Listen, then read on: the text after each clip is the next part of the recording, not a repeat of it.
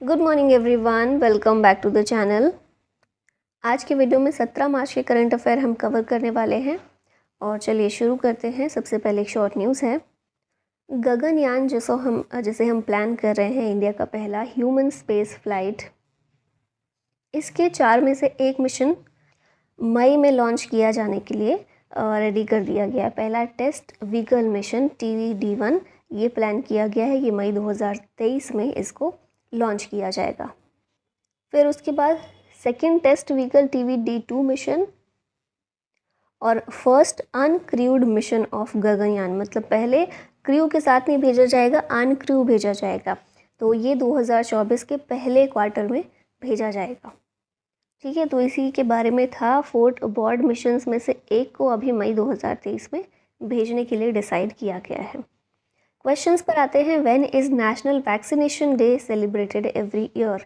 National vaccination day ये हर साल 16 मार्च के दिन सेलिब्रेट किया जाता है। To acknowledge and appreciate the hard work of front line health care workers to ensure the vaccination of every child.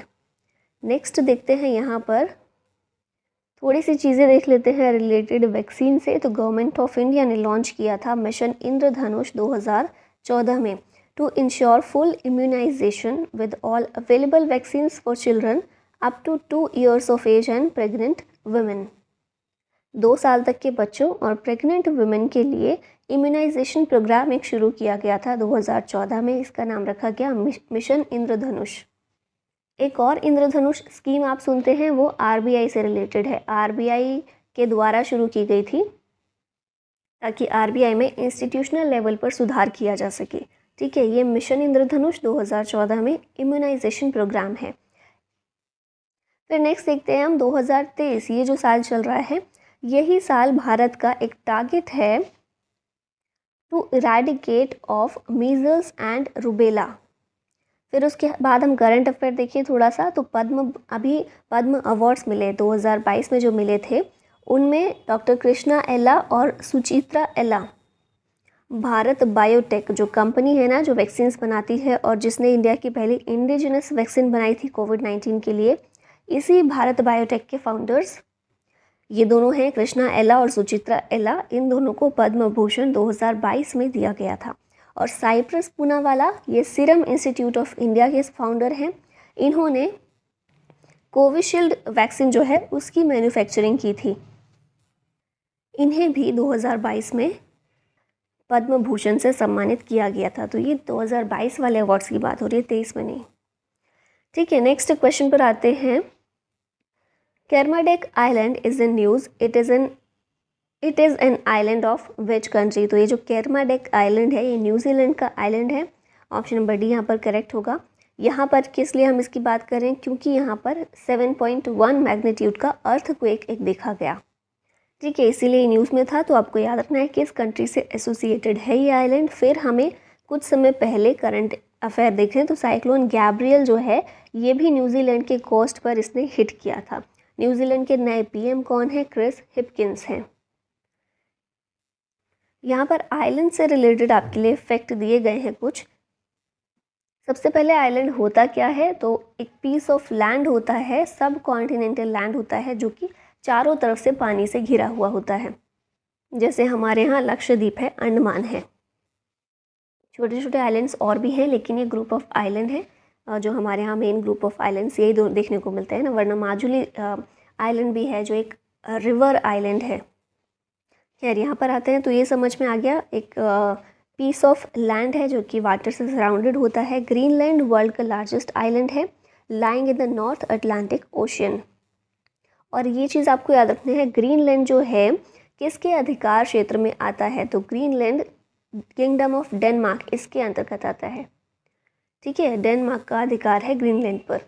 New Guinea, ये second largest island of the world है। Borneo third largest island in the world है और largest in Asia. तो अगर आपसे पूछा जाए Asia का लार्जेस्ट बोर्नियो होगा, वर्ल्ड का थर्ड लार्जेस्ट ये भी बोर्नियो है। बैरन आइलैंड, ये अंडमान सी में एक आइलैंड है and it is the only confirmed active volcano in India. Active volcano सक्रिय ज्वालामुखी जो होते हैं भारत में ओनली एक्टिव वॉल्केनो ये बैरन आइलैंड पर देखने को मिलता है, अंडमान सी में आइलैंड है। और मैं जिसकी बात कर रही थी माजुली आइलैंड, ये Guinness book of world record में भी शामिल है, वर्ल्ड का लार्जेस्ट रिवर आइलैंड है। ठीक है, कौन सी नदी पर है? ब्रह्मपुत्र नदी में, असम में ये लोकेटेड है। और फिर यहाँ पर ये फैक्ट याद रख सकते हैं, मिनिकॉय आइलैंड जो है ये साउदर्न मोस्ट आइलैंड है लक्षद्वीप का। ठीक है, अब यहाँ नेक्स्ट क्वेश्चन बात है, where is the multi national exercise sea dragon 2023 being organized? इसका आंसर होगा Guam, USA. Sea dragon exercise यहाँ पर ऑर्गेनाइज की गई। मल्टी नेशनल है यानी कि बहुत सारी कंट्रीज़ पार्टिसिपेट कर रही होंगी, तो सही बात है, India, USA, Japan, Canada, south Korea, ये सभी कंट्रीज़ ने पार्टिसिपेट किया। इंडिया की तरफ से इंडियन नेवी गई। ये जो है एक एंटी सबमरीन वॉरफेयर एक्सरसाइज है और 2014 में इसे लॉन्च किया गया था। एनुअल एक्सरसाइज है। अभी 2023 में इसको यूएसए में ऑर्गेनाइज किया गया। यहाँ पर नेवी एक्सरसाइजेज मेंशन की गई हैं, तो देख लेते हैं। वरुण एक्सरसाइज इंडिया और फ्रांस के बीच में है, जिमेक्स इंडिया और जापान, स्लिनेक्स इंडिया और Sri Lanka, SIMBEX India and Singapore, SITMEX Singapore, India और थाईलैंड के बीच, ऑसिनडेक्स है ऑस्ट्रेलिया और इंडिया के बीच, कोंकण एक्सरसाइज इंडिया और यूके, बोंगो सागर है इंडिया और बांग्लादेश के बीच, नसीम अल बहर इंडिया और ओमान के बीच है, जैर अल बहर इंडिया कतर, समुद्र शक्ति इंडिया और इंडोनेशिया के बीच होने वाली एक नेवी एक्सरसाइज है। Who appointed as the new US ambassador to India? US ambassador to India बने हैं Eric Garcetti. Option number A यहाँ पर करेक्ट होता है। और इंडियाज एम्बेसडर टू यूएसए ये देखें तो कौन है? तरनजीत सिंह संधू। यहाँ पर यूएस से रिलेटेड कुछ करंट अफेयर देख लेते हैं। यूएस के प्रेसिडेंट जो बाइडेन, इन्होंने इंडियन अमेरिकन बिजनेसमैन अजय बांगा को वर्ल्ड बैंक के प्रेसिडेंट के रूप में इनका नाम दिया था। एसी चरनिया की बात करें, एक इंडियन अमेरिकन है, इन्हें अपॉइंट किया गया है as the new chief technologist at NASA. फिर अरुणा मिल्लर, ये कौन है? तो मैरीलैंड की पहली इंडियन अमेरिकन लेफ्टिनेंट गवर्नर है। नासा और इसरो दोनों के द्वारा एक निसार सैटेलाइट पर मिलकर काम किया जा रहा है, तो इसरो को हैंड ओवर कर दिया गया था नासा की तरफ से। ठीक है, मतलब नासा को जितना काम करना था वो कर लिया, उसके बाद इसरो को वो हैंड ओवर किया गया है और अब इसरो अपना काम करेगा, उसके बाद इसे लॉन्च कर दिया जाएगा। नेक्स्ट देखते हैं, अभी रिसेंटली सिप्री की रिपोर्ट आई है जिसमें बताया जाता है कि कौन सी कंट्री है विश्व में जो आर्म्स का एक्सपोर्ट बहुत ज़्यादा करती है या इंपोर्ट बहुत ज़्यादा करती है। तो इसमें पता चला था यूएस जो है ये लार्जेस्ट आर्म्स एक्सपोर्टर है बाय 24% पॉइंट्स। मतलब ये बढ़ गया है। पहले जो था 2013 से 17 के बीच 33% शेयर यूएस का था आर्म्स को एक्सपोर्ट करने में, बेचने में, लेकिन ये अब 2018 से 22 वाले पीरियड में लगभग 40% हो गया है। ठीक है, फिर हम देखें इंटरनेशनल इंटेलेक्चुअल प्रॉपर्टी इंडेक्स 2023, इसमें यूएस की रैंक फर्स्ट आई है, followed by UK and France.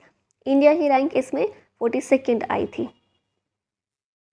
Gianni Infantino is the current president of which of the following organizations? तो आप याद करते हैं तो बताइए, ये सारे स्पोर्ट्स की ऑर्गेनाइजेशन है, तो इसका आंसर होगा फीफा। फीफा की इस समय प्रेसिडेंट कौन है? गियानी इन्फेंटिनो है। इन्हें नेक्स्ट टर्म के लिए भी 2027 तक के लिए भी री इलेक्ट किया गया है। फीफा की स्थापना कब हुई थी? 21 मई 1904 में हुई थी। हेडक्वार्टर है ज्यूरिख, स्विट्ज़रलैंड में। यहाँ पर न्यू अपॉइंटमेंट दिए गए हैं, तो रिवाइज कर लेते हैं। हमारे नए 28 CGA कौन बने हैं? SS दुबे हैं। वर्ल्ड बैंक के प्रेसिडेंट अजय बांगा। नीति आयोग के CEO हैं BVR सुब्रमण्यम। नए vice chief of army staff हैं MV सुचिंद्र कुमार। फिर हम देखें रेलवे बोर्ड के चेयरमैन और CEO अनिल कुमार लाहोती। FSSAI के CEO बने हैं Ganji Kamala V Rao. Chairman of NABARD KV Shaji. Secretary general of FICCI ये हैं शैलेश पाठक। फिर उसके बाद हैं इलेक्शन कमिश्नर हमारे Arun Goyal. Table tennis federation of India की प्रेसिडेंट मेघना अहलावत। इंडियन ओलंपिक एसोसिएशन की प्रेसिडेंट हैं PT उषा। यूट्यूब के CEO हैं नील मोहन। नए chief technologist of NASA AC Charania. Indian origin है, इंडियन अमेरिकन ये हैं। Which cricketer has been appointed by Jio cinema as its brand ambassador? तो आप यहाँ पिक्चर में किसको देख रहे हैं? ये हैं सूर्य कुमार यादव।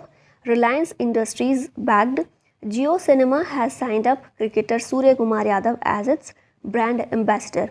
और इनकी हम बात करें तो 2022 में T20 men's T20 international cricketer of the year इसके विनर भी ये रह चुके हैं। यहाँ पर ब्रांड एम्बेसडर रिवाइज कर लेते हैं। MS धोनी वाईकॉम 18 के बने हैं। Harmanpreet Kaur Puma India. Lionel Messi Byju's global brand ambassador हैं। मनिका बत्रा और पलक कोहली एडिडास की हैं। सौरव गांगुली बंधन बैंक के। Yuvraj Singh T20 world cup for blind के हैं। Ravindra Jadeja Kinara capital. Amitabh Bachchan upgrade footwear company VKC और MV इंडिया। शाहरुख खान है थम्स अप पेप्सी ह्यूंडई और फ्रूटी के brand ambassador. Deepika Padukone American furniture retailer है पोट्री बर्न उसकी है। फिर Anushka Sharma footwear apparel and accessories brand Puma India. Prasoon Joshi brand ambassador हैं उत्तराखंड के। और Virat Kohli Indian tech brand noise के ब्रांड एम्बेसडर हैं। नेक्स्ट क्वेश्चन पर चलते हैं। The McMahon line demarcates India's legal border with which of the following countries. तो आप लोगों को याद ही होगा, न्यूज़ में अक्सर ये सुनने को मिलता रहता है। इंडिया और चाइना के बीच जो बॉर्डर लाइन है उसका नाम क्या है? मैकमोहन लाइन है। और अभी हम इसकी बात इसलिए कर रहे हैं क्योंकि रिसेंटली US सीनेट ने मैकमोहन लाइन को फॉर्मली रिकॉग्नाइज किया है as the border between India and China. और चाइना क्लेम करता है ना कि अरुणाचल प्रदेश उनका है, तो US सीनेट के द्वारा ये बोला गया है, उनके द्वारा रिकॉग्नाइज किया गया है कि अरुणाचल प्रदेश जो है भारत का ही पार्ट है और चाइना का क्लेम जो है वो गलत है। ये मैकमोहन लाइन जो है ये डिसाइड की गई थी 1914 के शिमला कन्वेंशन के ज़रिए और इसे अग्री किया था उस समय तिब्बत और ब्रिटिश राज के द्वारा, मतलब इंडिया की तरफ से ब्रिटिश राज था क्योंकि तभी तो ब्रिटिशर्स के ज़रिए उसको अग्री किया गया था और चाइना की साइड से तिब्बत ने उसको अग्री किया था। चाइना उसको नहीं मानता है, वो बोलता है दोबारा से डिमार्केट किया जाए क्योंकि अरुणाचल प्रदेश उनका है। ठीक है, तो आपको ये बेसिक थोड़ा सा याद रखना है। अब यहाँ पर देखिए मैकमोहन लाइन, यहाँ कुछ इंपॉर्टेंट लोकेशंस भी हैं, जैसे दिबांग वैली है यहाँ पर। तो दिबांग वैली आपको पता होगा ब्रह्मपुत्रा रिवर दिबांग वैली से होते हुए ही इंडिया में प्रवेश करती है। और भारत में जब ब्रह्मपुत्रा एंटर करती है उस समय इसे ब्रह्मपुत्रा नहीं बोला जाता है, इसे दिबांग या फिर सिशंग के नाम से जानते हैं। ठीक है, फिर यहाँ पर लोंगजू है, फिर असाफिला है, यांगसे रिवर ये भी अरुणाचल प्रदेश में बहती है, फिर दिचू यहाँ पर है। तो ये कुछ लोकेशंस भी याद रखिएगा। यहाँ पर हम थोड़ी बाउंड्रीज देख लेते हैं। डूरन लाइन है जो पाकिस्तान अफगानिस्तान के बीच है। मैगिनॉट लाइन ये फ्रांस और जर्मनी के बीच। 38th पैरेलल लाइन ये नॉर्थ और साउथ कोरिया के बीच है। 49th parallel is the boundary line between USA and Canada. फिर नेक्स्ट है रेड क्लिफ लाइन, इंडिया और पाकिस्तान के बीच होती है। इंडिया अपनी जो बाउंड्री है, बॉर्डर है, वो 7 कंट्रीज़ के साथ शेयर करता है। कौन सी है 7 कंट्रीज़? अफ़गानिस्तान और पाकिस्तान है नॉर्थ वेस्ट से, चाइना भूटान और नेपाल है नॉर्थ साइड से, म्यांमार है फार ईस्ट से और बांग्लादेश है ईस्ट से। भारत को अगर हम देखें लैटिट्यूडनली ये नॉर्दर्न हेमिस्फेयर पर है और लॉन्गिट्यूडनली ईस्टर्न हेमिस्फेयर पर है। ये तो आपको पता होगा, लैटिट्यूड जो है ये होती हैं तो लैटिट्यूड के अकॉर्डिंग नॉर्दर्न पर है और लॉन्गिट्यूडनली ईस्टर्न साइड पर है। ठीक है, ईस्टर्न पर है।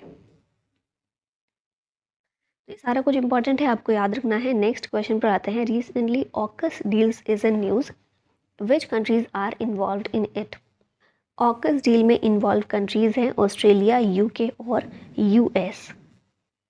ठीक है, यहाँ पर देखें हम इसके बारे में, तो रिसेंटली ऑस्ट्रेलिया, UK और US इन्होंने अनवील किया है plan to provide Australia with conventionally armed nuclear powered attack submarines in the early 2030s to counter China's ambitions in the Indo Pacific. और ये जो ऑकस है पार्टनरशिप ये की गई है किस लिए? सिक्योरिटी पार्टनरशिप ही है और इसी के तहत ऑस्ट्रेलिया को अब न्यूक्लियर पावर्ड अटैक सबमरीन दी जाएंगी US और UK के द्वारा। ठीक है, तो ये चीज़ आपको याद रखनी है। यहाँ पर हम देखें इस डील के बारे में, तो 2021 में डिफेंस डील हुई थी बिटवीन ऑस्ट्रेलिया, UK और US। इसका एम है to help Australia deploy nuclear powered submarines in the Pacific region. और बेसिकली US और UK के द्वारा इस तरह की डील्स की जा रही है एशियन या साउथ एशियन कंट्रीज़ के साथ, क्योंकि वो चाइना के एम्बिशंस को, जो इंडो पैसिफिक रीजन पे वो अपना दबदबा बना के रखना चाहता है चाइना, उसको ख़त्म करने के लिए ही ये सब किया जाता है। और चाइना क्यों ऐसा करता है, क्लेम क्यों करता है, क्योंकि रिसोर्स रिच रीजन है ये। ऑकस इसीलिए साइन किया गया था ताकि ऑस्ट्रेलिया की नेवल पावर को बढ़ाया जा सके। ऑस्ट्रेलिया के नए पीएम कौन है, एंथनी एल्बनीज हैं। यूके के भी नए पीएम हैं, Rishi Sunak. Which country became the first country to import CO2 and bury it under the sea?